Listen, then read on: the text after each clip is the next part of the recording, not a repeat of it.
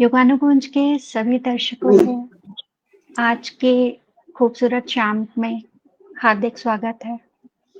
आज हम एक बहुत सुंदर दिन है, हिंदी दिवस है। इसके लिए आप सभी को शुभकामनाएं। सबसे पहले मैं अपने कार्यक्रम में आमंत्रित सब लोगों को जो मंच पर आसीन हैं उनको स्वागत करती हूँ। संध्या सिंह जी, आपका बहुत स्वागत है। वीना कुमार जी, आपका बहुत स्वागत है। रमा चक्रवर्ती जी, आपका बहुत स्वागत है। आज हम निवेदिता चक्रवर्ती जी की लिखी मानुषी बहुत खूबसूरत एक कविताओं का संकलन है, उसके बारे में हम एक परिचर्चा करेंगे। तो उसमें सबसे पहले हम हिंदी दिवस की शुभकामनाएं देते हुए ये बताना चाहते हैं, हिंदी हमारे विचारों का सेतु है, संवेदनाओं का आईना है, हमारी संस्कृति की गहरी जड़ों का प्रमाण है। युगानुकुंज मीडिया इस आत्मा को वर्ष भर जीवित रखने और प्रखर बनाए रखने का कार्य करता है। हमारे मंच पर हर सप्ताह किसी प्रसिद्ध कवि या लेखक की रचना के विशेष शब्द को चुना जाता है और उससे सदस्य अपनी अपनी रचनाएं लिखते हैं। हर सप्ताह हमारी कोर टीम एक प्रतिष्ठित लेखक का चयन करती है और हम सभी सदस्यों को आमंत्रित करते हैं उनकी किसी भी एक रचना का पाठ करते हुए एक वीडियो साझा करने का। और अभी हाल ही में निवेदिता जी ने एक परंपरा शुरू करी है। वे प्रतिदिन हिंदी साहित्य की किसी पुस्तक का एक अंश या कविता पढ़कर, कहानी पढ़कर सुनाती हैं। यह पहल हमारे लिए न केवल साहित्यिक जुड़ाव के लिए है, बल्कि हिंदी के का निरंतर उत्सव मनाने के लिए भी प्रतीक है। युगानुकुंज में हिंदी दिवस केवल आज नहीं मनाया जाता, ये साल के सभी दिन हम इस उत्सव को मनाते हैं। चलिए इसी कड़ी में आगे बढ़ते हैं। आज हम एक ऐसे काव्य संग्रह का साक्षी बनने आए हैं जो शब्दों का नहीं, जीवन का आईना है। स्त्री मन की अनगिनत परतों का रंगमंच है। यह उन सांसों की धड़कन है जो रोजमर्रा की जिंदगी के कोलाहल में अक्सर दब जाती है, परंतु जब सुनाई देती है तो हमें झकझोर देती है। यह उन आंखों में झिलमिल आंसू की बूंदों में भी उजाला ढूंढ लेती है।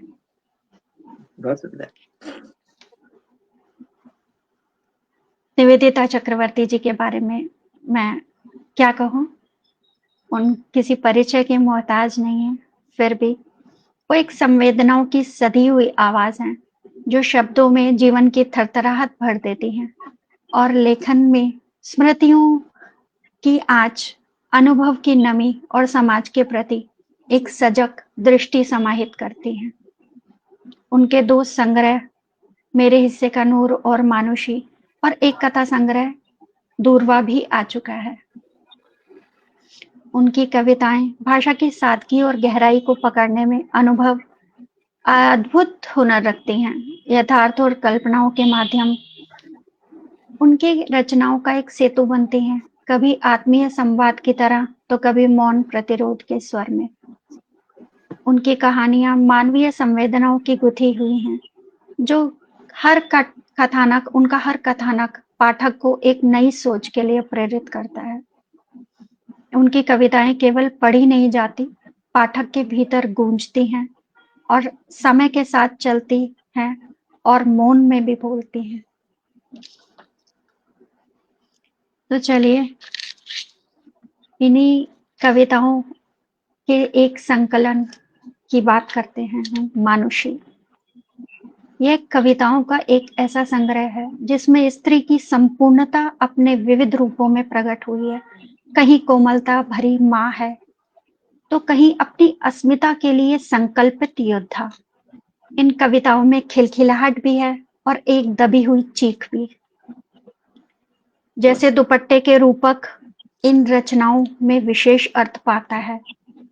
कभी आंसुओं को पोंछने का साधन, कभी सबको ढकने का सहारा, तो कभी जीवन के बोझ और जिम्मेदारियों का प्रतीक।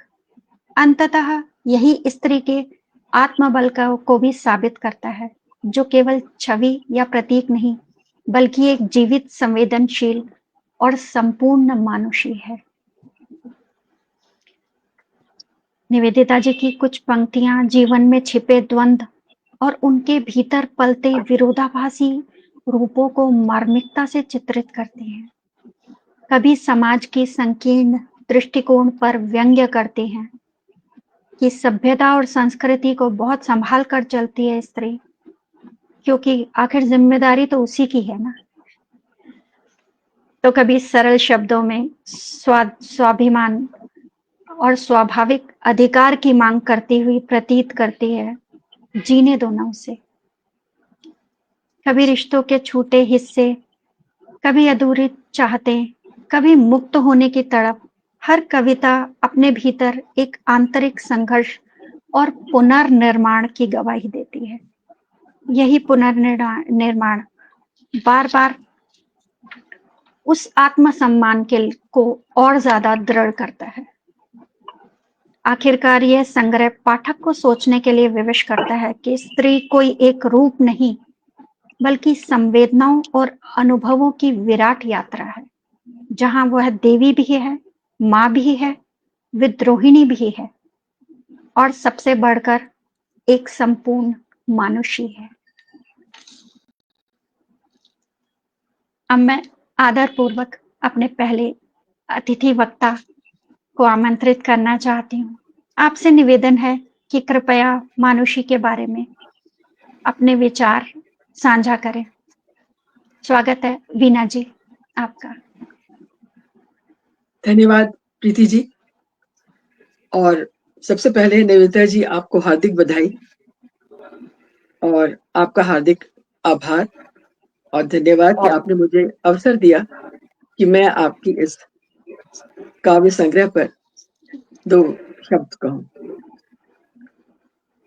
2 शब्द कहना वैसे बहुत मुश्किल होता है, क्योंकि एक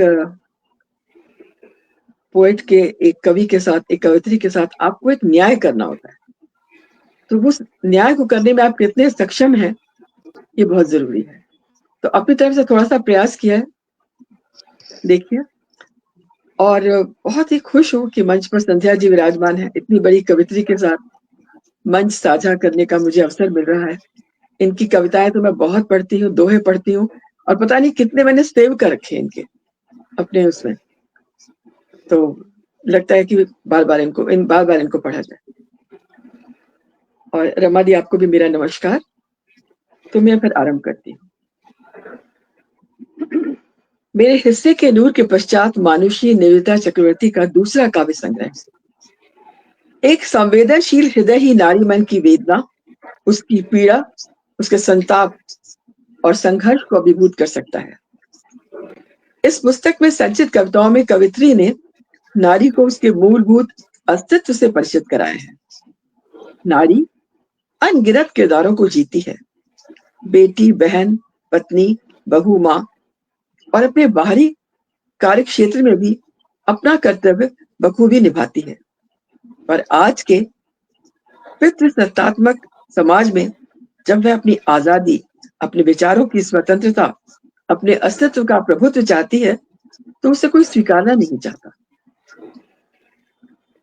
नारी अपने को मात्र इन विशेषणों द्वारा अलंकृत कर अपनी परिधि को सीमित कर संतुष्ट नहीं है। उसे तलाश है एक खुले आसमान की, जहां स्वतंत्र रूप से विकसित कर सके। कवित्री के अनुसार वह मात्र प्रकाश की याचिका नहीं, वरन स्वयं अग्निपुंज से धधक उठने का दम भरती है। मैं आपके सामने कुछ कविताओं की पंक्तियां साझा करना चाहूंगी। विनती कविता में वो गुहार लगाती है, बाबा ना तुम कन्यादान करना, वह हाड़ मांस का पुतला है, कोई दान की विषय वस्तु तो नहीं। फिर अपनी रचना कितने रूप में आप कहती हैं, एक ही आत्मा, एक ही देह, कितने रूप, हर परिस्थिति ने तरीके से गढ़ा, समय ने छैनी से छीला, खुर्चा तोड़ा। इस लाइन में देखिए कितना दर्द है। समय ने छैनी से छीला, खुर्चा तोड़ा, हर बार एक नया जन्म, स्वयं का ही एक नया चेहरा, पर थोड़ा अधिक सशक्त, निखरा हुआ, अनुभवों की आग में तपा हुआ। अर्थात जीवन के हर मोड़ पर नारी एक नए रूप में अपनी रीढ़ की हड्डी को सीधा रख अपने को बेहतर गढ़ने की जिद रखती है। स्त्री रचना में आपने कहा, स्त्री अपने अद्भुत स्वभाव और मातृत्व के कारण वर्ष दर वर्ष किसी फफूंद लगे रिश्ते को भी सहेज कर रख पाती है। देखिए, ये जो फ्रेज है, मैं सोचती हूँ कोई नहीं लिख सकता कि वो जो रिश्ता है वर्ष दर वर्ष किसी फफूंद लगे रिश्ते को भी सहेज कर रख पाती है। और क्यों? अपने स्त्रीत्व के गुण को बखूबी निभाती है। यही तो उसकी जीवन की मार्मिकता है, या उसका समर्पण कहिए। आंच में नारी का जज्बा मेरे मन को छू गया। उसकी आंच इतनी प्रबल है कि हर परिधि जो अवहेलना, तिरस्कार और घृणा के तरकश से खींची गई है, उसे अपने तेज से जलाना जानती है। किसी भी अन्याय के विरुद्ध उसका हृदय स्पंदित होता है। आपकी रचना चातक मन मेरे दिल को गहराई तक छू गई। आप कहती हैं, तुम अवहेलित करते गए मान याचक मुझे, मेरा मन धीरे धीरे चातक हो गया। अर्थात तुमने मुझे याचक समझा और मेरी अवहेलना करते रहे, पर इस मान हानि ने मुझे स्वाभिमानी बना दिया। चाहे मेरी आस्था और विश्वास की धज्जियां उड़ा दी गई, पर नारी तो इस नकारात्मक को नकार कर कहती है, विष को फेंक कर फिर प्रेम की शरणागत हुई। धोकर कटु स्मृतियों को मैं तो तथागत हुई। अर्थात मैं ज्ञान के मार्ग पर अग्रसर हुई। मैं जीवन की कटुता से उबर गई। इतनी कटुता सहती है, पर उससे उबर जाने का दम भी रखती है। उजास में लेखिका का उद्घोष है नारी के प्रति कि वह गांधारी ना बने, वरन अपने उजाले स्वयं ढूंढ लाए। खुद बना ले अपनी राहें, देखना मिलेंगी इतनी खुशी, छोटी रह जाएंगी तुम्हारी बाहें। हर रचना में निवेदिता जी नारी को अपने व्यक्तित्व को सशक्त बनाने की प्रेरणा देती है। जुगनी उड़ी में नारी समाज को ललकारती है कि उसके हौसलों के सम्मुख अब कोई उसकी उड़ान को रोक नहीं सकता। इस संदर्भ में कुछ पंक्तियां साझा करना चाहूंगी। देखो जुगनी उड़ी, तुमने भी कैचियां उड़ा दी, ताकि फिर से कतर सको परों को। सुनो, इनके हौसलों से अब तुम्हारी कैचियां टूट जाएंगी। वर्षों से स्त्री को कैद करती छलावे की मटकियां फूट जाएंगी। तुम्हारे कटाक्ष पर वह अब तक न मुड़ी। देखो तो कैसे जुगनी उड़ी। अपनी रचना सिलाई में आप नारी को गुहार लगा रही हैं कि तू अपने मन की सुन और अपना लक्ष्य प्राप्त कर। बुन बुन उधेड़ बुन, सपनों के ताने बाने बुन। तेरा दिल बोल रहा कुछ अब तक, कान लगा धीरे से सुन। जो तुम्हारा दिल मान ले, ठान ले, बस उसी रास्ते को तू चुन। अपनी नारी को हिम्मत दे रही है। इनकी हर कविता जो है नारी को जो है अपने पथ को प्रशस्त करने की हिम्मत देती है। और अपनी रचना बैलेंस में आपने स्पष्ट रूप से कहा है कि नारी जीवन में किस प्रकार की विषम परिस्थितियों में भी अपना संतुलन बनाए रखती है। उन्हें नहीं है परवाह किसी तराजू या कसौटी की, न हाथों में उछलते पत्थरों की, न रास्ते में बिछे कंकरों की। न वह प्रश्न करती है, न वह स्पष्टीकरण देती है, क्योंकि संतुलन बनाना आता है उनको इस असंतुलित जगत में। और इन दो लाइनों पर कृपया ध्यान दीजिएगा। स्टापू और लंगड़ी टांग खेलते हुए बड़ी होती है। स्टापू और लंगड़ी टांग खेलते हुए बड़ी होती है, अभ्यस्त हो जाती है एक टांग पर बैलेंस बनाने की। बहुत अच्छा। हाँ, थैंक यू। आपने अपनी रचना अंतहीन संघर्ष में बहुत सशक्त और सटीक पंक्तियां लिखी हैं। कितनी बेटियां इस देश में पूर्वाग्रहों के सलीब उठाए। देखिए, इस पर ध्यान दीजिए। कितनी बेटियां इस देश में पूर्वाग्रहों के सलीब उठाए, ढोंग को लात मारते हुए स्वाभिमान का तिलक लगाए बढ़ती जाती हैं, अपने लक्ष्य गढ़ती जाती हैं, अपने सोपान चढ़ती जाती हैं, एक अंतहीन संघर्ष युगों से कर रही हैं वो, लड़ाई जारी है उनकी, उनका जीतना जरूरी है दुनिया के बचे रहने के लिए।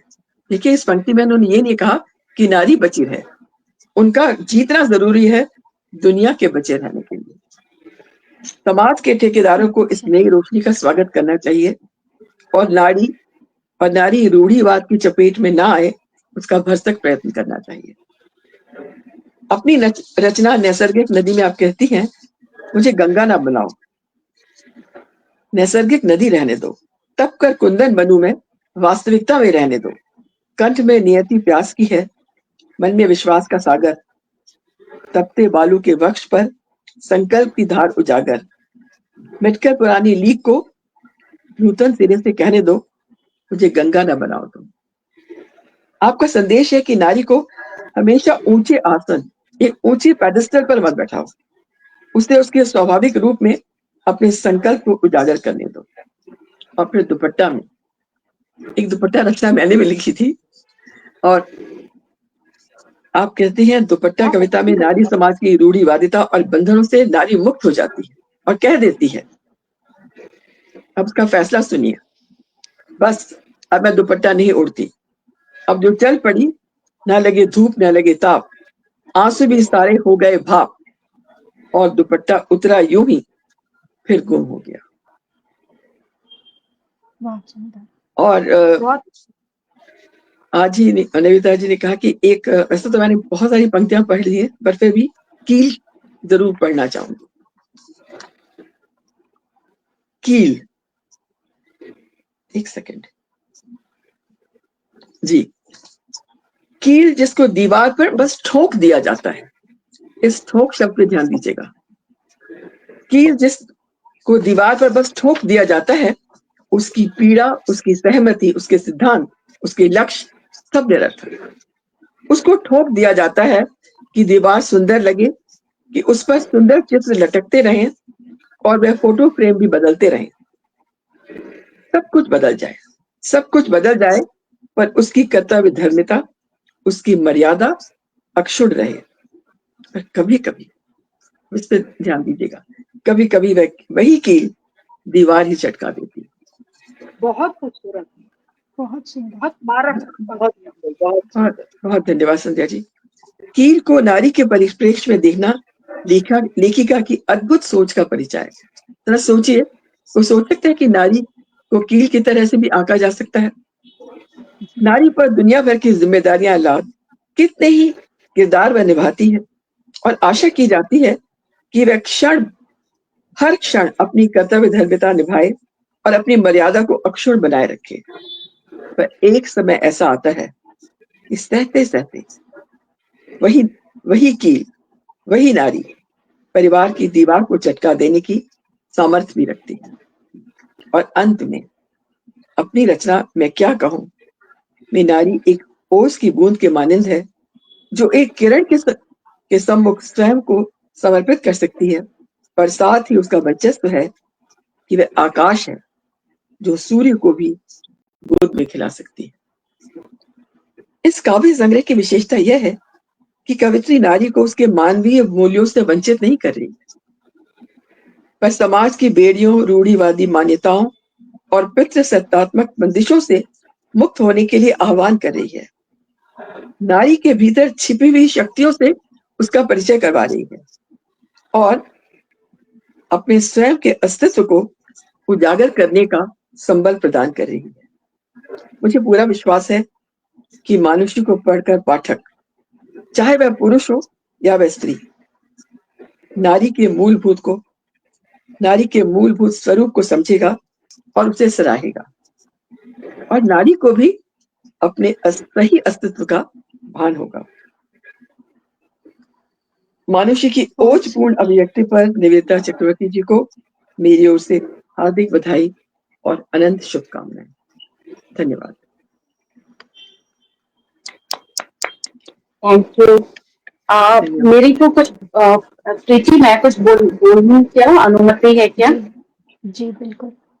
एक तो प्रीति भारद्वाज ने जिस तरीके से इंट्रोडक्शन दिया और कार्यक्रम की शुरुआत करी बहुत ही खूबसूरत तरीके से, और उन्होंने जिस तरीके से मानुषी के लिए बोला बहुत ही सुंदर बोला, और वीना जी ने भी बहुत सुंदर बोला। मतलब मैं ये बीच में अपना कमेंट दिए बगैर रह नहीं पाई क्योंकि आप लोगों ने, और सचमुच एक एक रचनाकार के लिए ना ये बहुत जरूरी होता है कि अगर कोई उसकी किताब को पढ़े तो थोड़ा मन से पढ़े और समझे कि उसने क्या लिखा है। तो ऐसा लग रहा है कि अब चाहे वो लोग बहुत मुट्ठी भर हो जो कि पढ़े, तो इतना ज्यादा भी मेरे को तो इतनी ज्यादा इच्छा भी नहीं है, पर जितने लोग अगर पढ़े तो अच्छे से पढ़े। तो वो मुझे बहुत खुशी है कि आप लोगों ने सचमुच बहुत अच्छे से पढ़ा। मैं ना थोड़े से लोगों का स्वागत करना चाहूंगी। जॉली ऋतु शर्मा जी, विभा जैन जी, आभा माहेश्वरी जी, प्रमिला अग्रवाल जी, ये लोग सब उपस्थित हैं। इंदु मैत्रा जी उपस्थित हैं और मंजू श्रीवास्तव जी उपस्थित हैं। बहुत सारे लोग बहुत कुछ कमेंट्स भी दे रहे हैं और मुझे बहुत खुशी है कि इतने सारे लोग अच्छा लिखने वाले, विभा जैन जी हमारे साथ जुड़े हुए हैं और लगातार, आभा माहेश्वरी जी हैं, आप सभी का बहुत स्वागत है। और मंजू भार्गव जी हैं हमारे साथ। तो आप लोग सब इतना अच्छा लिखने वाले जुड़े हुए। शालिनी शर्मा जी हैं, थैंक यू सो मच आप लोग जो जुड़े हैं और सुन रहे हैं। तो बहुत अच्छा लग रहा है और मतलब बहुत आभार आप लोग जो जुड़े हुए हैं।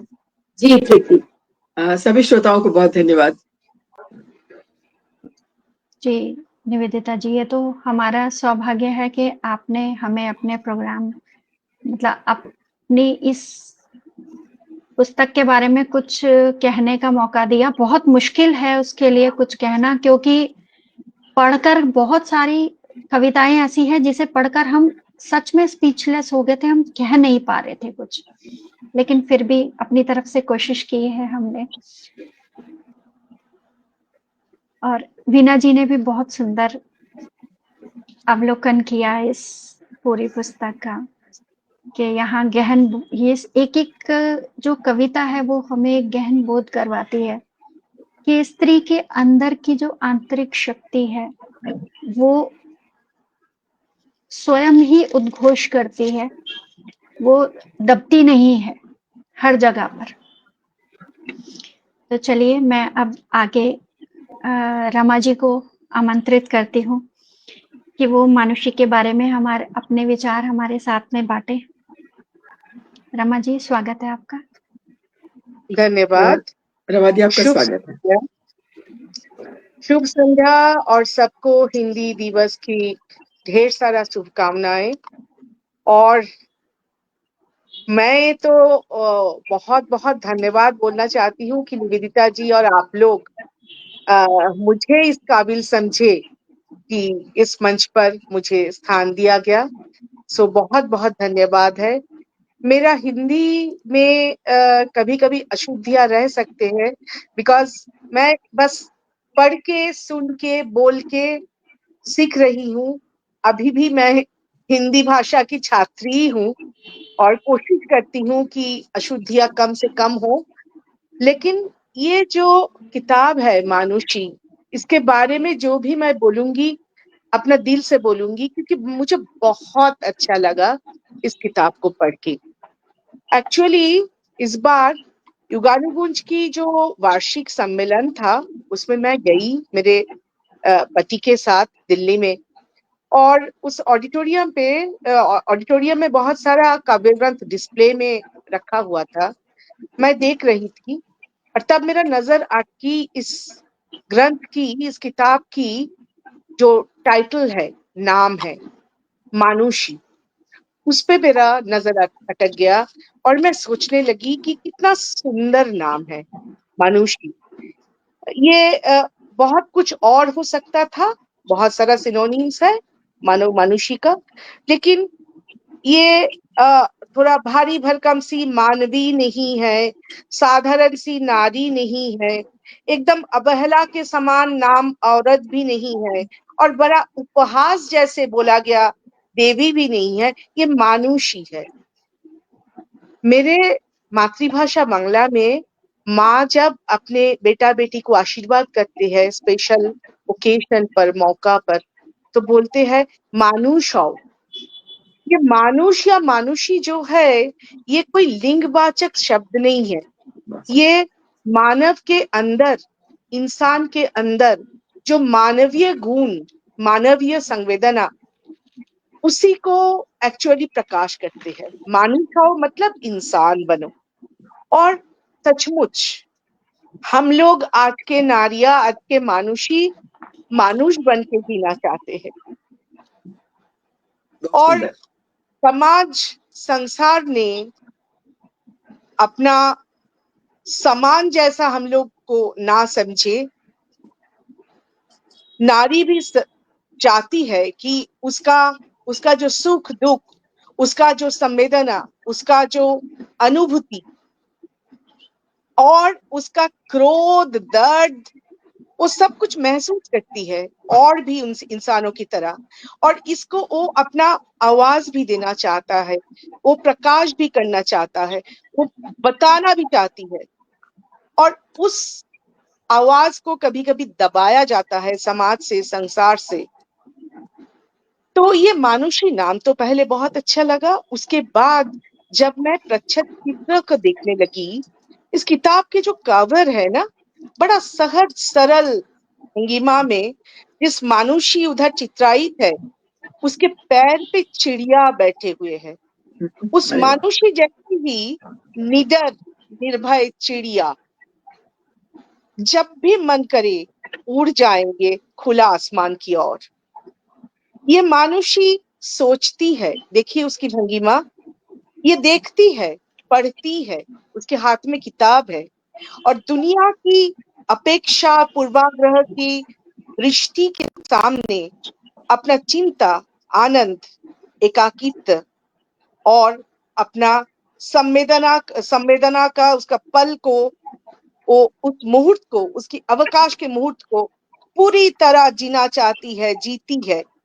अपने कान पर देखिए, एक छोटी सी नन्ही सी जुथिका की फूल है, उसका भीनी भीनी खुशबू वो एंजॉय कर रही है और उसका दृष्टि है सामने उगते हुए सूरज की ओर। देवी बनकर नहीं, दासी बनकर नहीं, सिर्फ एक मानुषी बनकर वो इस जिंदगी को जीना चाहती है। हम लोगों के समाज में बेटियों को या तो देवी की रूप दिया जाता है, या तो पैर के जूती के समान, या तो बिना वेतन की दासी के रूप में अवहेला किया जाता है, या तो जरूरत की सामान के रूप में यूज किया जाता है। लेकिन हमें तो मनुष्य बनकर जीता है। तो बधाई है निवेदिता जी इस बहुत सुंदर सा टाइटल की लिए। इधर मुझे एक चीज याद आ रहा है, रविन्द्रनाथ टैगोर का एक बहुत सुंदर सा, बहुत फेमस नृत्य नाट्य है चित्रांगदा। उसका जो अंतिम ये है, अंतिम सॉन्ग जो है, उसमें चित्रांगदा अर्जुन के सामने अपने परिचय दे रही है। अमी चित्रांगदा, अमी राजेंद्र नंदिनी, नोही देवी नोही सामान्य नारी, पूजा करे मोरे राखिबे उच्चे ऊर्ध्वे से नोही नोही, हेला करे मोरे राखिबे पीछे से नोही नोही, यदि पार्श्वे राखो मोरे संकटे संपदे, सम्मति दाओ यदि कठिन कठिन व्रते सहाय होते, पाबे तबे तुमी चिनीते मोरे।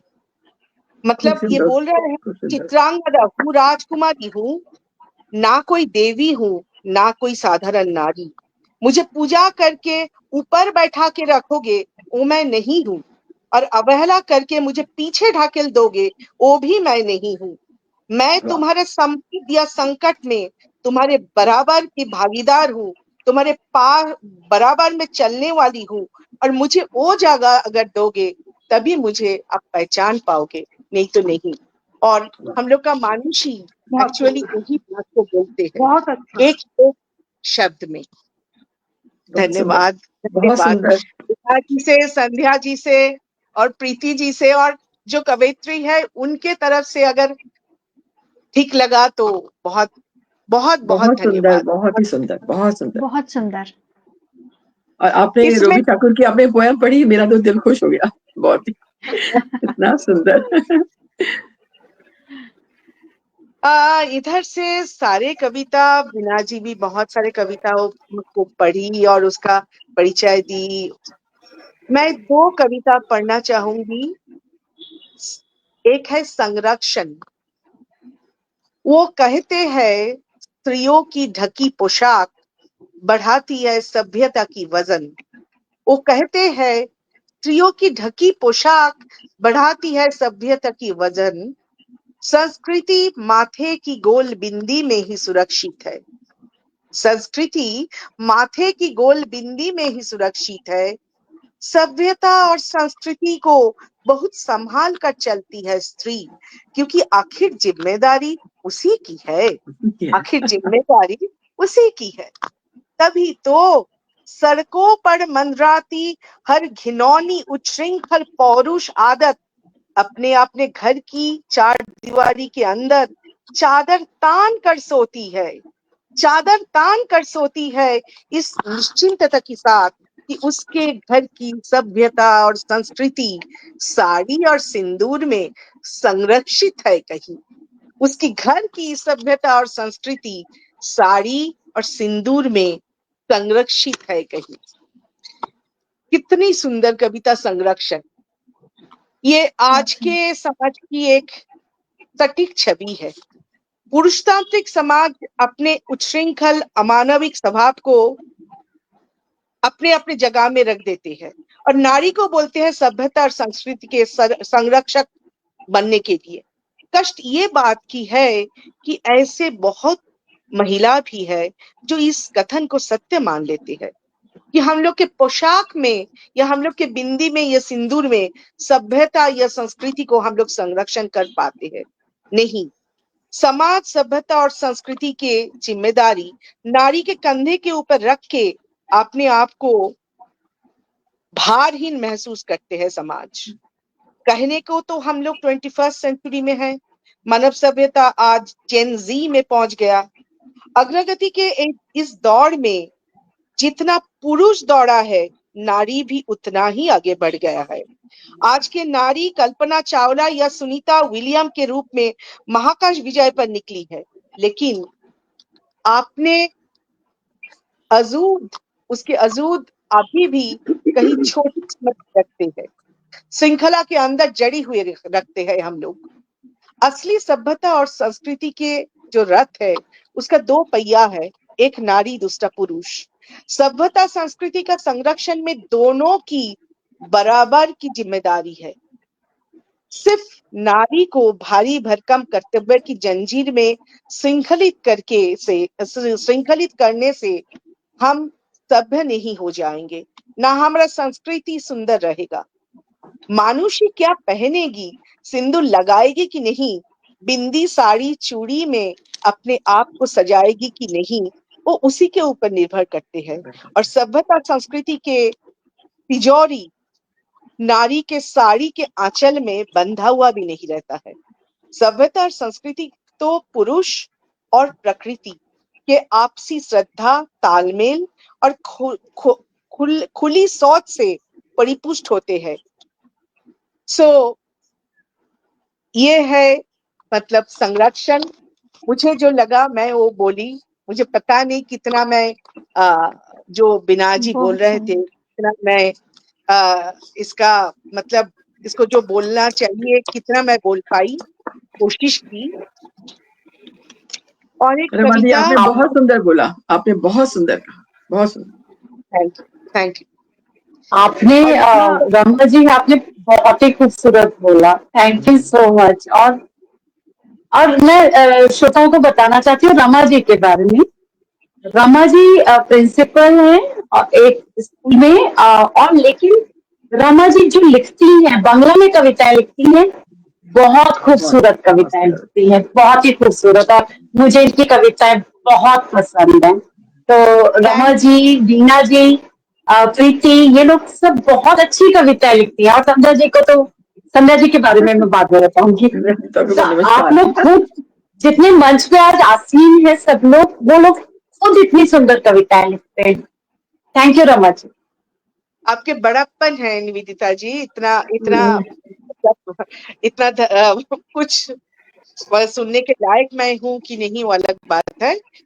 लास्ट नहीं कविता जो आपने है बहुत, मुझे तो बहुत अच्छा लगा, मतलब इतना सरस बोला ना, जैसे जिसमें बिल्कुल। रस हो साथ में, वो पूरा का पूरा जैसे बांध लिया आपने अपने का वक्तव्य में। Thank you ma'am. और छोटे से हम लोग पढ़ते थे जापानी हाइकू, बहुत छोटा सा परिसर में बहुत कुछ बोल जाना। तो जापानी हाइकू जैसा ये कविता है, मैं क्या हूँ। बहुत छोटा सा, लेकिन उसका अर्थ बहुत गंभीर है और गंभीर भी है। मैं क्या हूँ, एक ओस की बूंद जो किसी किरण के आगे भी घुटने टिका दे। मैं क्या हूँ, एक ओस की बूंद जो किसी किरण के आगे भी घुटने टिका दे। मैं क्या हूँ, एक आकाश जो सूरज को भी गोद भर खिला दे। एक आकाश बहुत जो सूरज को भी गोद भर खिला ले। कितना सुंदर कविता। क्या क्या बोलूं मैं, कविता बहुत ही छोटा सा नन्हा सा काया में नारी का असली परिचय बताते हैं। मानुषी जितना नरम कोमल ओस की बूंद जैसे मखमली जादुई अस्तित्व, उतना ही विराट उदार विशाल अनंत उनकी व्याप्ति। एक किरण के आगे जो घुटने टिका देती है, वही सूरज को गोद में खिला लेती है। अखिल परम शक्तिमान अनंत ब्रह्मांड को जन्म देने वाली भी एक जननी है, एक मानुषी है। इसीलिए तो मानुषी शक्ति रूपिणी है। उनकी मोती जैसी जादुई काया में एक ब्रह्मांड समा जाता है, संरक्षित हो सकता है। अब मानुषी को किस रूप में ये जगत देखना चाहते हैं, वो तो उसकी सोच पर निर्भर है। अंत में मैं निवेदिता जी के इस असामान्य सुंदर समयोचित चिंताशील अभिव्यक्ति का काव्यिक रूप सृष्टि के लिए शत शत अभिवादन देना चाहती हूँ। आशा है हम सब मानुषी बन के जिएंगे और समाज संसार हम लोग को मानुषी बन के जीने देंगे। और अगर जीने नहीं देंगे तब वो जीना हम लोग छीन के लेंगे, क्योंकि आज का मानुषी समझौता नहीं करते हैं, आगे बढ़ते हैं, अपना शक्ति का प्रकाश करते हैं। धन्यवाद सभी को।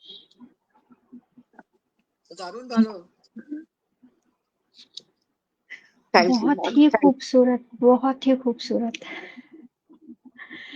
निवेदिता जी आप अनम्यूट कीजिए। बहुत सुंदर बोला रमा जी, और इतनी इतनी ऊर्जावान बातें बोली ना सचमुच। और मानुषी में अधिकतर कविता बहुत ऊर्जा लिए हुए हैं, और आपका जो वक्तव्य था बहुत ऊर्जा लिए हुए था। और थैंक यू सो मच। धन्यवाद मैम, एक मुझे जगह देने के लिए।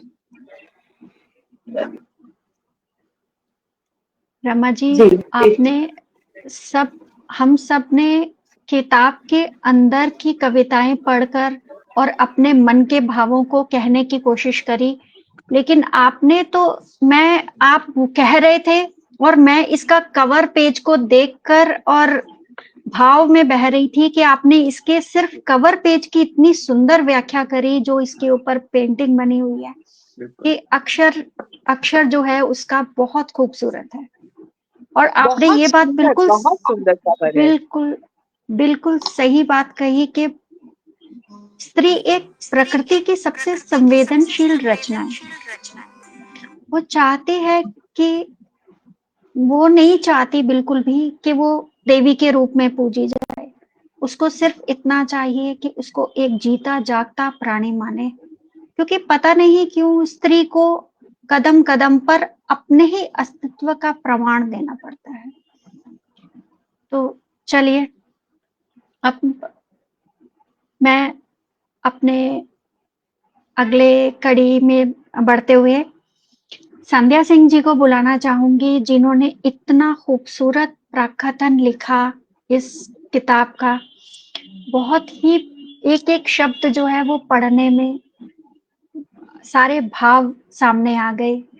और संध्या जी आप इस के बारे में वैसे ही काफी कह चुकी हैं, लेकिन आज हम आपसे सुनना चाहते हैं इस मानुषी के बारे में। स्वागत है संध्या सिंह। स्वागत है। बहुत बहुत बहुत धन्यवाद। और मैंने मतलब आप लोग भले ही कितना भी ये कहें कि मेरे बारे में कुछ भी कहें, पर मैंने आज जो वीणा जी को और जो रमा जी को सुना तो मुझे ये लगा कि सबकी साहित्यिक यात्रा चल रही है और सब लोग इतना अच्छा बोलते हैं कि बहुत एक तरह से तसल्ली होती है कि सब अपने अपने वो तो रमा जी ने तो बहुत अच्छी तरह मुझे एक बात बताई जो पता ही नहीं थी कभी, कि मानुषी का अर्थ। उस हिसाब से तो मुझे ये लगा कि पहली बार मैंने जाना कि हर पुरुष के अंदर भी एक मानुषी होनी चाहिए। मतलब अगर इतना इतना उसका संवेदनशील जो अर्थ निकला, वरना मैं तो अभी तक यही सोच रही थी कि मानुषी मानुष का स्त्रीलिंग है, लेकिन उसका जो विस्तार दिया वो बहुत बहुत अर्थ है उसमें। कवर पर बात हो ही चुकी और कवर वाकई में बहुत कलात्मक कवर है। जो रचनाकार की एक जो कलात्मक जो उसकी रुचि है उसका भी एक ये प्रमाण है। उसके ऊपर जो स्त्री है उसके पैर पर चिड़िया बैठी हुई है, वो क्या क्या कुछ कहता है जो कवर है। अब मैं अगर उस पर आऊं, इसका जो प्रूफ रीडिंग है तो निसंदेह कोई गलती हो ही नहीं सकती। उसमें इतना परफेक्टली उसको प्रूफ रीडिंग को चेक किया गया कि कहीं कोई इस तरह की मुझे नहीं दिखाई दी उसमें कमी, जो अक्सर किसी न किसी किताब में कहीं ना कहीं निकल आती है।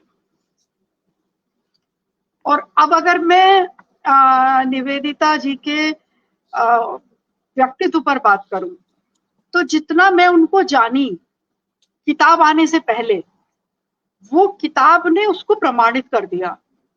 मतलब मैं हमेशा से देखती थी जी कि वो संघर्ष में तपी हुई है। और अभी वीणा जी ने कविता पढ़ी थी कुंदन, बना लो कुछ कुंदन जैसा शब्द था। और मैं आपको सही बताऊं, मैंने तो नोट किया हुआ था कि मैं कुंदन के बारे में लिखूंगी कि वो जो भट्टी में तपा होता है, भट्टी में बहुत सारी चीज गिरती है राख हो जाती है, लेकिन सोना एक ऐसी चीज है जो कुंदन बनता है। तो वो मुझे लगता है कि उनको जो संघर्ष ने जो उन्हें तपा के बनाया कुंदन, उसी से साबित होता है कि वो पहले से सोना ही थी। तो ये बहुत बड़ी बात है कि जितना मैं उनको देखती हूँ अभी, मैं अभी की बहुत सारी घटनाएं ऐसी हैं जिनमें ये प्रमाणित हुआ कि वो अपने जीवन को जैसे जैसे आता गया उसको सकारात्मक लेती गई। और मैं अगर इसमें कोई अतिशयोक्ति न अगर मैं ये कहूँ कि मैं उनको एक उदाहरण के तौर पे देखती हूँ अपनी जिंदगी में कि मुझे ऐसा बनना चाहिए। तो ये एक बिल्कुल ईमानदारी से कही हुई बात है मेरी। अब अगर उनकी कविताओं पर मैं आऊं तो जितनी वो मुझे स्ट्रॉन्ग दिखाई देती हैं, ये बहुत विरोधाभास है कि जितनी वो स्ट्रॉन्ग है उतनी ही तरल है।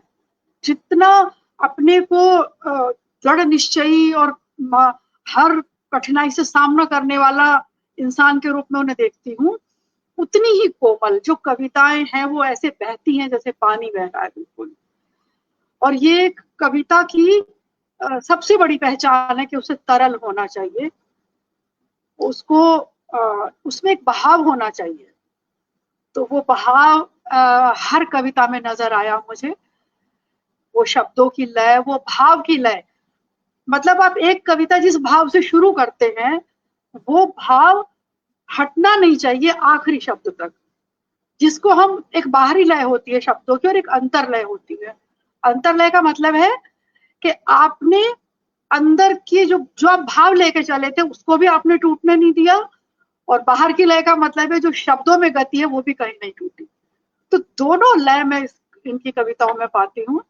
ये एक बहुत बड़ी सफलता है कि कविता का जो नैसर्गिक गुण है कि कविता को बहना चाहिए वो है। अब अगर बहने में आए तो बहने में पानी भी बहता है, शहद भी बहता है, तेजाब भी बहता है। और मैं कहूंगी उनकी कविताओं में पानी भी है, शहद भी है और तेजाब भी है। वो सारी चीजों में, जितनी कविताओं में जो मिक्सचर है उनका, हर एक कविता कहीं पानी की तरह बहती है, कहीं मीठी शहद की तरह उसमें संवेदनाएं हैं, और कहीं वो जो स्त्री का दर्द कहती है वो तेजाब है बिल्कुल। और मैं इसमें ये कहूं कि वो, मुझे लग रहा है वो उर्वरा तो पहले से होंगी, मतलब कोई, ये तो एक गुण है जो ईश्वर से मिलता है कि आपकी उर्वरा शक्ति आप में थी, और जैसे जैसे जहां जहां आपको गीली जमीन मिली वही वो कविता निकल गई और आपने सहेज लिया उसको।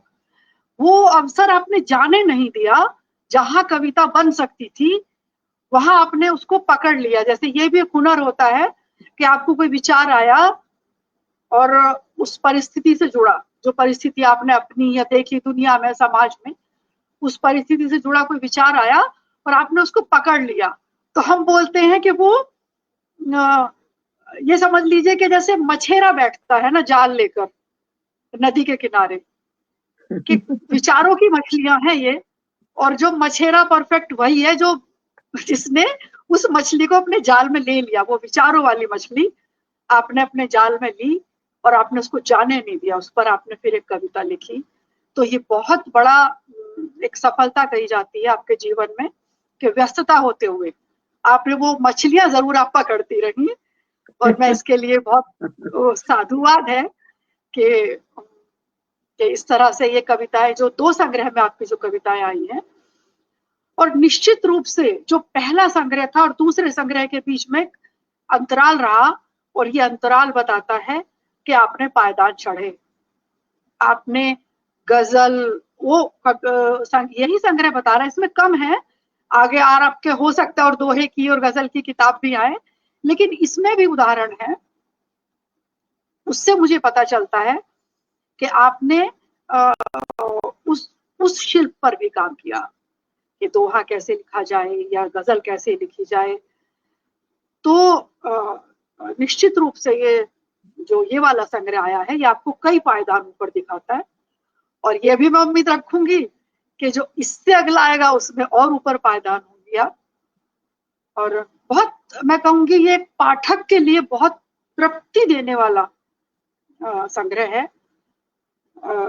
इसमें अगर मैं ये कहूँ, कहीं कहीं शब्दों का चयन चकित करता है, हैरान करता है, चौंका देता है, और उसमें कई चीजें हैं। अभी तो आपने कविता पढ़ी है एक, वो भी हालांकि मैंने प्राकथन में लिखी भी है, कि जो आप मानुषी में जो आपने हाहाकार शब्द दिया, मैं इसको शिल्प के तौर पे कह रही हूँ, मैं अभी कविता के भाव पे बिल्कुल नहीं जा रही, मतलब वो तो बात हो ही चुकी।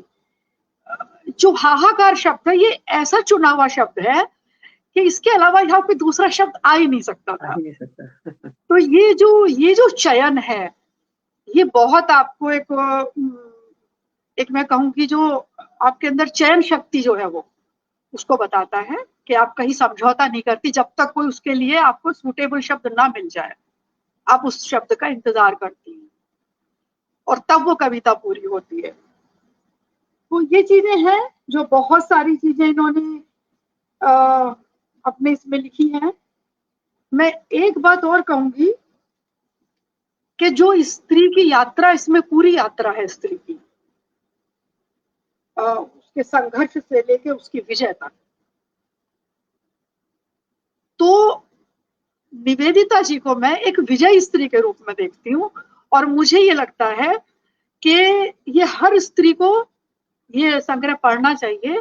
और इसमें जो उनकी कविता है, वो कौन सी कविता है जो मुझे, एक शब्दकोश है और एक उजास, मतलब मैंने उजास कविता को सिर्फ इसलिए खास तौर पे चुना कि उजास कविता तो मंत्र है जैसे जिंदगी का, कि अगर आप उसको पढ़ ले और 2-4 बार रोज पढ़ ले तो वैसे ही एक अंदर से तरंग उठेगी वैसा बनने की, वो हारने नहीं देगी आपको। तो मैं इस कविता को मतलब इस तरह से देखती हूँ कि वो आप जो विजयी स्त्री के रूप में दिख रही हैं, कि वो ये कविता बिल्कुल आपको प्रतिबिंबित करती है और हर स्त्री को इसको बहुत बार पढ़ना चाहिए। जब वो तकलीफ में हो तब इसको पढ़े, ये मेरा मतलब है।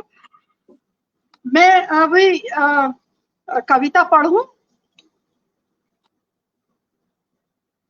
कविता पढ़ें अभी जो मैं पढ़ना चाहती थी। हाँ हाँ, जी आपकी जी इच्छा है संध्या दें आप। हाँ है, क्योंकि इसमें तो फिर मतलब बहुत सारी चीजें ऐसी हैं कि बात करते रहेंगे और कविता छूट जाएगी, वो जो मैं चाह रही थी पहले उजास पढ़ती हूँ मैं। और आप इसको उजास को ऐसे सोचिएगा कि कोई स्त्री अगर हार रही है कहीं किसी भी पायदान पर, अगर उसे निराशा लग रही है, तो ये कविता वहां क्या रोल खेल, उसका इसका क्या रोल होगा कविता का, वो देखिए। स्त्री मत बाँचो अब तमस की कथाएं, हो सके तो उजास को अपनी कहानियों में भरो। बंद कोठरी में जहां से हथेली पर छन कर गिर रही है रोशनी, हो सके तो उन किरणों के ऊपर पांव धरकर बाहर निकल आओ, बाहर निकलना बताओ। सभी तो दिखाते हैं आंसू, कभी अपने कभी किसी के। कोशिश करो कि लबों से मुस्कान को न हटने दो। कितनी बड़ी बात है। देखना आंसुओं का वजूद खुद ब खुद भाप बनकर उड़ जाएगा। तुम हो जिसे हवा सा बहना है, तुम हो जिसे खुश रहना है। न दुआ मांगो, न दवा मांगो, न आकाश मांगो, न हवा मांगो, कुछ नहीं मांगना है। उजाले ढूंढ कर लाओ अपने लिए, उजाले ढूंढ लाओ अपने, खुद बना लो अपनी राहें। देखना मिलेगी इतनी खुशी कि छोटी रह जाएंगी तुम्हारी बाहें। कितना इसमें विश्वास है और कितनी उम्मीद है कि मिलेगी इतनी खुशी कि छोटी रह जाएंगी तुम्हारी बाहें। और कौन कहता है कि ऊर्जा और साहस उनकी बपौती है।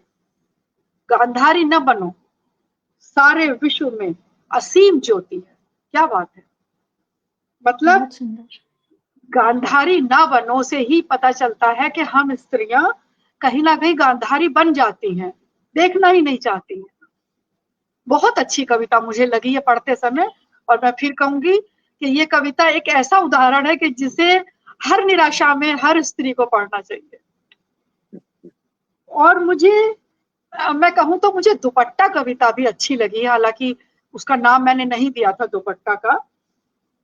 बहुत अच्छा प्रयोग है दुपट्टे का, मतलब चिंतन पता चलता है कि चिंतन कहाँ तक जाता है एक छोटी छोटी चीजों को लेकर। दुपट्टे जैसी चीज को हम लोग उतना कहाँ सोचेंगे, लेकिन जब निवेदिता जी सोचने बैठी तो वो दुपट्टा कहाँ कहाँ गया। ये बहुत बड़ी बात है कि अब मैं दुपट्टा नहीं ओढ़ती, अब मैं दुपट्टा नहीं ओढ़ती। बहुत पहले कॉलेज जाते हुए ओढ़ती थी कि धूप ना लगे, फिर दुपट्टा ओढ़ती थी कि रास्ते में थोड़ी ढकी रहूं, फिर ब्याह के बाद दुपट्टा ओढ़ती थी कि बड़ों से थोड़ी आड़ रहे। दुपट्टा काम आया था बच्ची को गोद में ढकने को, फिर कभी कभी काम आने लगा आंसू को पूछने को भी। क्या बात, कभी कभी जल्दी में गर्म बर्तन पकड़ने को भी। अब जो चल पड़ी, न लगे धूप न लगे ताप, आंसू भी सारे हो गए भाप, और दुपट्टा उतरा यूं ही फिर गुम हो गया। अब मैं दुपट्टा नहीं ओढ़ती क्योंकि मुझे आंसू ही नहीं पहुंचने हैं, सबसे बड़ी बात यह है। और बहुत मतलब मुझे दुपट्टे का प्रयोग ही बहुत पसंद आया और मैं चाहती थी कि मैं इसे पढ़ूं। एक में इनका वो है, एक क्षणिका है जिसमें मैं इतना विस्तार देखती हूँ कि मुझे लगता है कि इसको भी मैं इनके चिंतन का एक गहरे चिंतन का एक उदाहरण समझती हूँ इसको। और 4 पंक्तियां हैं और पता नहीं क्या क्या कह जाती हैं ये, कि जब तक नदी थी दिशा ढूंढती रही, बहुत सुंदर है। और फिर समंदर हो गई और सबको गले लगा लिया। इसमें इतनी बड़ी बात है कि नदी का काम ही ये है कि वो दिशा ढूंढती रहेगी, कहाँ से ढलान है, समुद्र से मिलना है, कब कहाँ से मुड़ूंगी। तो नदी थी तो दिशा ढूंढती रही, और फिर जब एक दिन समंदर हो गई तो फिर तो गले लगा लिया सबको। तो ये समंदर होना है, ये इसका एक 4 पंक्तियों का जो सार निकला है कि वो यही है कि हमें नदी होते होते कहीं ना कहीं एक दिन समंदर हो जाना है। बहुत सुंदर है और बहुत संदेश देती हुई कविता है। और मुझे लग रहा है 2 कविता हो गई, एक क्षणिका हो गई, इस पर बात भी हो गई। मैं बस अब यही कहूंगी कि निवेदिता जी का जो शब्द यात्रा है,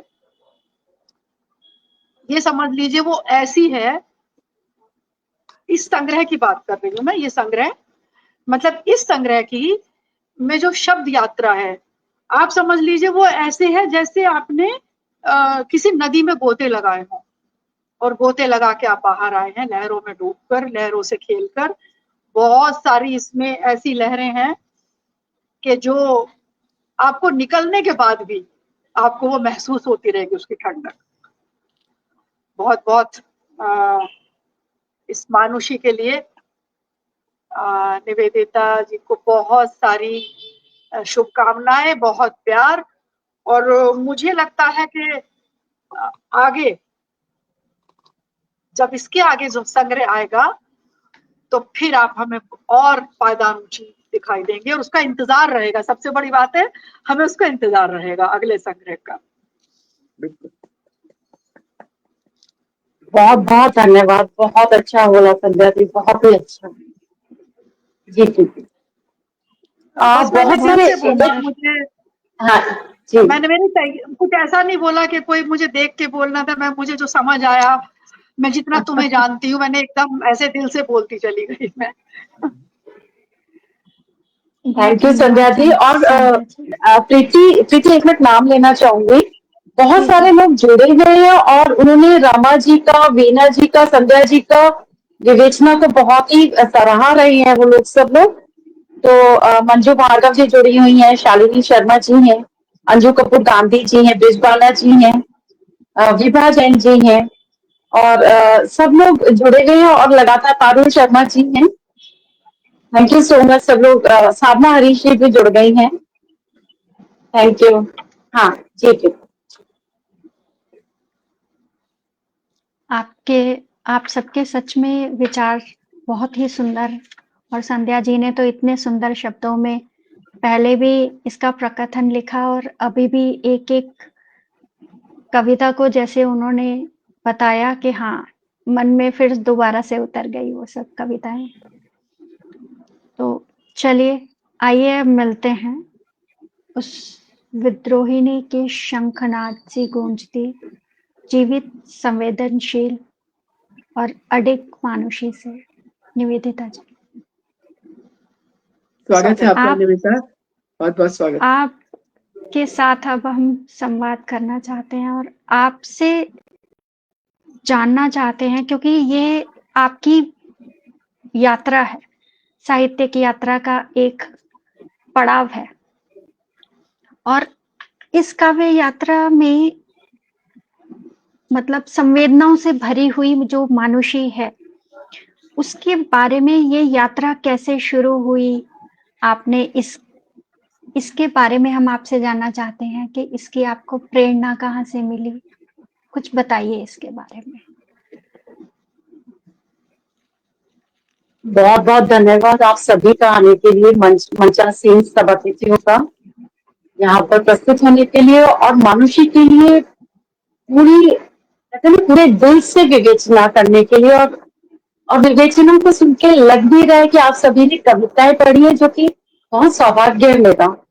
और जितने भी श्रोतागण जुड़े हुए हैं उनको भी बहुत धन्यवाद कि आप लोग जुड़े हुए हैं और बहुत प्यार से पूरे कार्यक्रम को देख रहे हैं और बहुत अच्छे अच्छे कमेंट्स भी कर रहे हैं। तो ये जो मानुषी है ना, और जो इसकी कविताएं हैं, ये इसमें कुछ 56 कविताएं हैं, सब कुछ मिला करके। तो जैसे क्षणिकाएं उनको नहीं देना, कुछ क्षणिकाएं हैं, कुछ दोहे भी हैं, तो सबको एक टाइटल के अंदर ही ले लिया। इसका जो कविता की किताब अलग से स्त्री के ऊपर निकालने का एक उद्देश्य यही था कि स्त्रियों के लिए हर कोई लिखता है, मतलब जो स्त्री है वो तो स्त्रियों के लिए लिखती ही है, क्योंकि कहीं से अपनी संवेदना पूरे स्त्री जगत के साथ जुड़ जाती है, तो हर स्त्री लिखती है। तो ऐसा लगा कि स्त्रियों के लिए जो कविताएं है ना, उनको समेट कर उनका एक अलग से उनकी एक काव्य संग्रह निकाला जाए। तो यही एक उद्देश्य था, ताकि कोई स्त्री अगर इसको ले या कोई पुरुष ईमानदारी से स्त्री के बारे में थोड़ा सा जानना चाहता है, तो इसको ले हाथ में और पढ़े, और स्त्रियां इसको लेकर के पढ़े। तो क्योंकि स्त्री के बारे में जानना बहुत जरूरी है, और जो मेरा ये मानना है कि ये जो स्त्री को गढ़ा है ना भगवान ने, उसको बहुत खूबसूरती से गढ़ा है। तो मैं क्योंकि एक स्त्री हूँ और शायद स्त्रियों को प्यार करती हूँ, तो मेरे को हर स्त्री से प्यार है, और अगर कोई स्त्री के लिए मेरे अंदर कुछ नेगेटिव भी आता है तो भी मैं उसको सोचती हूँ कि ऐसा क्यों हो रहा होगा।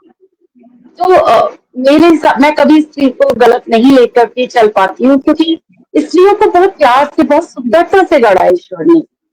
जो स्त्रियां होती हैं वो दुख भी लेती हैं, लेकिन एक ऐसी जिम्मेदार मानवी, एक जिम्मेदार मानुषी बनी है कि वो जिम्मेदारियों से मुख नहीं मोड़ती कभी भी, कोई भी परिस्थिति हो सकता है, एक्सेप्शंस हो सकते हैं, तो वो मैं नहीं कह रही हूँ।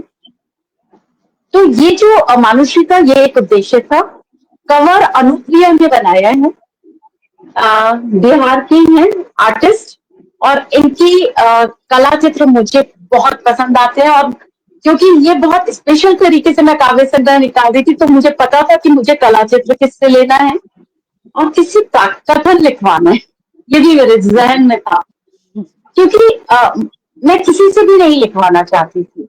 बहुत सारे लोग बहुत अच्छा लिखते हैं, बहुत फेमस है, सब है, संध्या सिंह जी भी फेमस है, लेकिन मुझे उस शख्स से लिखवाना था जो कि स्त्री को जानता है, और जो खुद स्त्री के लिए, स्त्रीत्व के लिए इतना कुछ लिखती हैं। संध्या सिंह जी बहुत सुंदर लिखती हैं, और अगर किसी ने आज तक संध्या सिंह जी को नहीं पढ़ा तो थोड़ा सा उनका कहीं अधूरा रह गया साहित्य, मैं तो यही कहूंगी।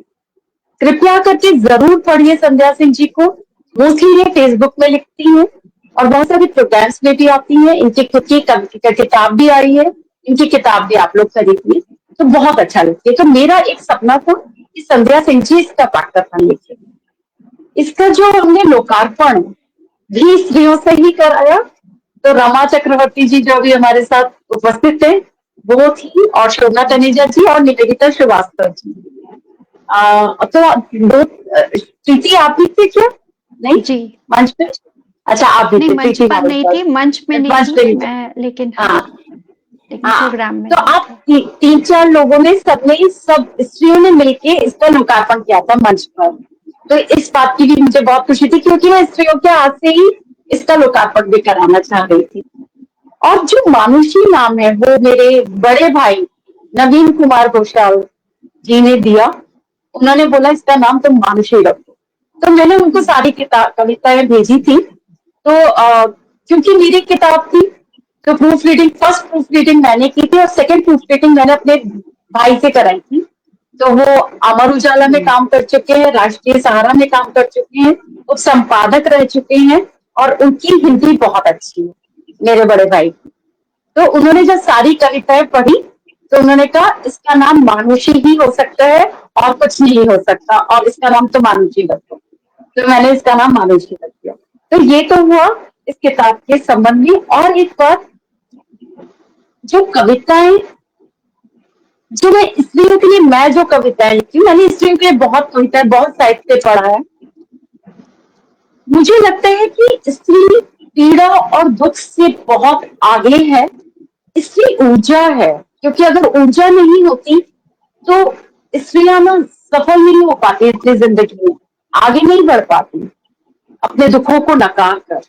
चाहे वो घरेलू स्त्री हो, चाहे कामकाजी स्त्री हो, जितनी भी आज के दिन में जो मैं मानती हूँ, जितनी भी घरेलू स्त्री जो सफल है, हमारे सामने संध्या सिंह जी, जितनी भी घरेलू स्त्रियां सफल हैं या कामकाजी स्त्रियां सफल हैं, उनके लिए मैं यही कहना चाहूंगी कि उन्होंने ना अपनी ऊर्जा को खत्म नहीं होने दिया। तो ईश्वर ने सब कुछ दिया उनको, लेकिन एक ऊर्जा देकर के भी बहुत भेजा। तो वो जो ऊर्जा है ना, कितनी भी पीड़ा हो, कितनी भी दुख हो, कितना भी निराशा हो, और कितने भी उनके संघर्ष, वो ऊर्जा स्त्री के कोख में पलती रहती है। और वो उस ऊर्जा के बल पर ना जिंदगी में आगे निकल ही जाती है एक ना एक। तो मैं अपनी कविताओं में उस ऊर्जा को लाना चाहती थी कि स्त्री की ऊर्जा को के बारे में बात करनी बहुत जरूरी है, क्योंकि स्त्री केवल जो लोग स्त्रियों के लिए, जैसे इनफैक्ट वुमेन्स डे जब आता है, जब महिला दिवस हम मनाते हैं, तो बहुत सारे पुरुषों को बोलते हुए सुना है कि बस अब रोने धोने वाला साहित्य सुनने को मिलेगा इस दिन को, बस ये रोएंगी धोएंगी आकर के, या रोने धोने वाली कविताएं होंगी। नहीं, तो मैं सब स्त्रियां, जितनी स्त्रियां लिखती हैं, जितनी पटल में है या जितने भी हमारे श्रोतागण में है, तो स्त्रियों को ना ऊर्जा के ऊपर जरूर लिखना चाहिए, अपनी ऊर्जा भी सामने लानी चाहिए, केवल पीड़ा को नहीं लिखना चाहिए, मेरा ये मानना है। और मैं कोशिश करती हूँ कि स्त्री को उस, जैसे मैं ना संध्या सिंह जी ने वो क्षणिका पढ़ दी, और इस क्षणिका को मैं सबसे पहले पढ़ना चाह रही थी। नहीं, मैं सच्ची, मैं क्योंकि क्षणिका के बारे में बात करना चाह रही थी, मैं क्षणिका के बारे में मैं बात करना चाह रही थी, इस क्षणिका के बारे में, कि जब तक नदी थी दिशा ढूंढती रही। मतलब स्त्रियां सारे, और ये मेरे साथ भी हुआ है, आप जब बचपन में होते हो तो आप पिता की तरफ देखते हो, जब आपके बड़े भाई होते हैं आप बड़े भाई की तरफ देखते हो, और हमेशा वो ये सोचती है कि शायद मैं निर्णय ठीक से नहीं ले पा रही हूँ। ऐसा बनाया जाता है स्त्रियों को बचपन से, ऐसे उनको कहीं भी कमतर बनाया जाता है। नहीं, तुमसे बेहतर पिता सोचेगा, तुमसे बेहतर तुम्हारा बड़ा भाई सोचेगा, उसके बाद शादी होती है, तुमसे बेहतर तुम्हारा पति सोचेगा। जबकि स्त्री कितनी भी पढ़ी लिखी हो, शिक्षित हो, लेकिन बेहतर कौन सोचेगा? पति सोचेगा। तो हम सारी उम्र दिशा ढूंढते रहते हैं। हमको लगता है हम तो ये निर्णय ठीक से ले ही नहीं पाएंगे, किसी भी, चाहे फाइनेंशियल निर्णय हो, चाहे कोई भी निर्णय, हम हमेशा उनकी तरफ। कोई घर बेचना हो, अपने नाम का घर है बट बेचना है, तो हमको लगता है नहीं, प्रॉपर्टी डीलर से तो हस्बैंड ही बात करे। ये बहुत छोटी छोटी बातें, बहुत लंबा डिस्कशन चल सकता है। तो कहीं भी वो कॉन्फिडेंस, वो आत्मविश्वास नहीं आता स्त्रियों के ऊपर, तो हम सारी उम्र दिशा ढूंढते रहते। जब तक नदी थी दिशा ढूंढती रही, और फिर हम पीड़ा में रहते हैं कहीं पर, फिर समंदर हो गई और सबको गले लगा। फिर वही स्त्री जो दिशा ढूंढती रहती है, एक दिन अपने आत्मविश्वास पर अपनी इतने पायदान ऊपर चढ़ जाती है कि वो खुद समंदर हो जाती है। तो कहते हैं ना, नदी समुंदर में जाके मिलती है, तो हम खुद समुद्र क्यों नहीं हो सकते? और जब हम समुद्र हो जाते तो हम सबको गले लगा लेते हैं कि जब एक इंसान को प्यार और आत्मविश्वास से भर जाता है ना, फिर उसे क्या चाहिए होता है? फिर तो उसको ये लगता है कि पूरी दुनिया को गले लगा लो। इनफैक्ट जिन्होंने उसके साथ गलत भी किया उसको भी गले लगा लेती है। बहुत बहुत क्षमा है इसके अंदर। तो ये क्षणिका की जो है, एक और क्षणिका है, जो कुछ क्षणिकाएं मैंने लिखी हैं। एक है कि मन मिल जाए तो हाथ का स्पर्श भी बुरा नहीं लगता, जो मन ना मिले तो एक उंगली का स्पर्श भी बलात्कार मालूम होता है। हाँ, बहुत ये बढ़िया हर बात है, बहुत बहुत गहरी, सही। ये हर बहुत अच्छा। बहुत तलवार सही है देखा। बिल्कुल ये ये हर क्षणिका तलवार। बिल्कुल। बहुत बड़ी बात, तो बहुत ये बड़ी बात। धन्यवाद। अभी कल जो मैंने एक कहानी सुनाई आप लोगों को, जो अमृता प्रीतम जी ने एक कहानी शेयर की थी अपनी रात भारी में किसी और लेखक की, जी तो वो उस कहानी में भी ये था कि वो जाके मौलवी को जाके शिकायत करती है कि मेरा बलात्कार होता है। तो वो कहता है कि कौन करता है? कहती मेरा पति करता है। तो कहती मेरा मन नहीं मिल रहा उसके साथ। ये बहुत, और ये बात शायद स्त्री ही समझ पाएगी। एक और था जो कि बहुत सारी स्त्रियों के लिए एक सच है, क्षणिका है। कर्तव्य बोध और अन्याय के विरोध के बीच फंसा रहा एक रिश्ता। ये बहुत सारी स्त्रियों के जीवन में होता है कि अन्याय का विरोध भी उनको करना आता है, लेकिन कर्तव्य बोध भी ना बिल्कुल पहाड़ जैसा होता है उनके जीवन में। बट इन दोनों के बीच में उनका रिश्ता कहीं पे फंसा रहता है। तो एक ये क्षणिका मैं आप लोगों से शेयर करना चाहती। एक मैं 2 कविताएं और शेयर करूंगी, टाइम भी हो गया और इंडिया वो भी शुरू हो रहा है।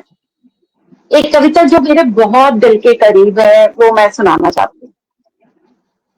तो इस कविता में मैं सिर्फ मुक्ति कविता है। तो इस कविता में एक स्त्री जो कि बहुत, जिसके अंदर आत्मविश्वास भी आ गया, बहुत बहुत आगे भी निकल गई जीवन में, लेकिन ये ना एक स्त्री ही समझ पाएगी कि कहीं पे ना स्त्री अटकी रहती है, कहीं पे एक अधूरापन जो होता है ना, वो कहीं कहीं पे सालता रहता है उसको। तो उसको ये कविता है।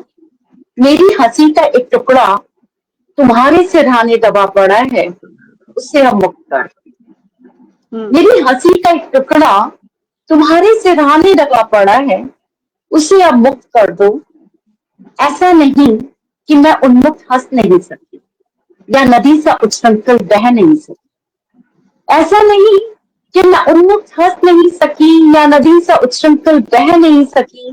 कभी रोका नहीं हिलोरे भरते मन को, ना ही अंकुश लगाया अपने किसी स्वप्न को। पर वह हंसी का टुकड़ा अनछुआ ही रह गया जिस पर तुम्हारे पर वो एक हंसी का टुकड़ा अनछुआ ही रह गया मुझसे, जिस पर तुम्हारे स्नेह का अधिकार था, जो तुम्हारा दुलार अब भी वही तुम्हारे सिरहाने पड़ा है। अपनी स्निग्धता लिए, अपनी प्रतीक्षा लिए, उसे अब मुक्त कर दो, उसे अब मुक्त कर दो। बहुत सुंदर, बहुत सुंदर, बहुत ही सुंदर। थैंक यू, धन्यवाद। बड़ी गहरी संवेदना है इसमें। एक और कविता सुनाने जा रही हूँ जो कि ऑर्गेज्म को लेके बहुत चर्चा हुई थी। जितने लोगों को मालूम है कि जो स्त्री की तरफ से ये वाली बात बहुत उछली थी सोशल मीडिया में।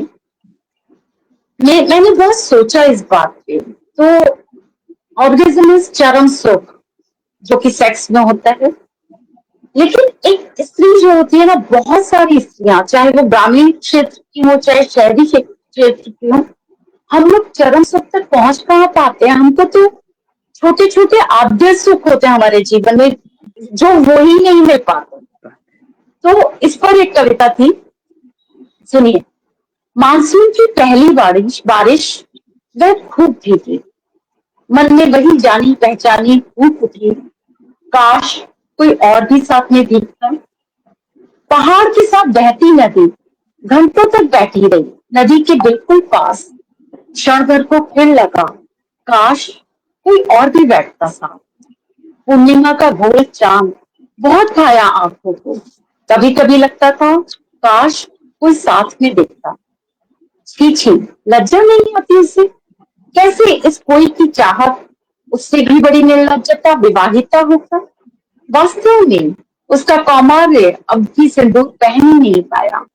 छोटे छोटे सपने उन अबोध आंखों के अब भी कुलबुला रहे हैं। वह अब भी ढूंढती है अपना चरम सुख इन आद्य सुखों।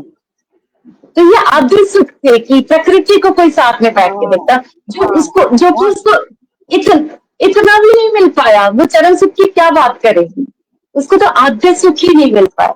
तो वह अब भी ढूंढती है अपना चरम सुख इन आद्य सुखों में, अपने आत्म सुख में व्यस्त समस्त पुरुषों। तो पहचान ही ना सके ये लघुतम आशाएं, स्त्री के ये आद्य सुख। लो अब काल लगाकर सुनो, स्त्रीत्व की बस्ती से चरम सुख के नारे लगने लगे। लो अब कान लगाकर सुनो, स्त्री की बस्ती, स्त्रीत्व की बस्ती से चरम सुख के नारे लगने लगे। तो ये एक कविता थी जो कि मैं उस समय पे मैंने सोचा था कि एक कविता, मतलब मैं कैसे सोचती हूँ इस विषय पर। बहुत बहुत और आखिरी में मैं, धन्यवाद, आखिरी में मैं एक कविता पूरी नहीं सुना रही हूँ, बट इस कविता का आखिरी पैराग्राफ सुना रही हूँ। एक है कविता तुम निश्चिंत रहना। तो ये कविता जो मैं कह रही हूँ ना, ऊर्जा का, कि स्त्री अपने आप को कहाँ पहुंचा देती है। तो वो जो स्त्री है वो कह रही है कि आस्था की लौ में चिंतन सजग हो रहा है, आसक्तियों का पदार्थ विलग हो रहा है। आस्था की लौ में चिंतन सजग हो रहा है, आसक्तियों का पदार्थ विलग हो रहा है। समस्त को निरस्त कर हवा में उछाल रही हूँ, तुम निश्चिंत रहना, मैं जीवन अब संभाल रही हूँ। तुम निश्चिंत रहना, मैं जीवन अब संभाल रही हूँ।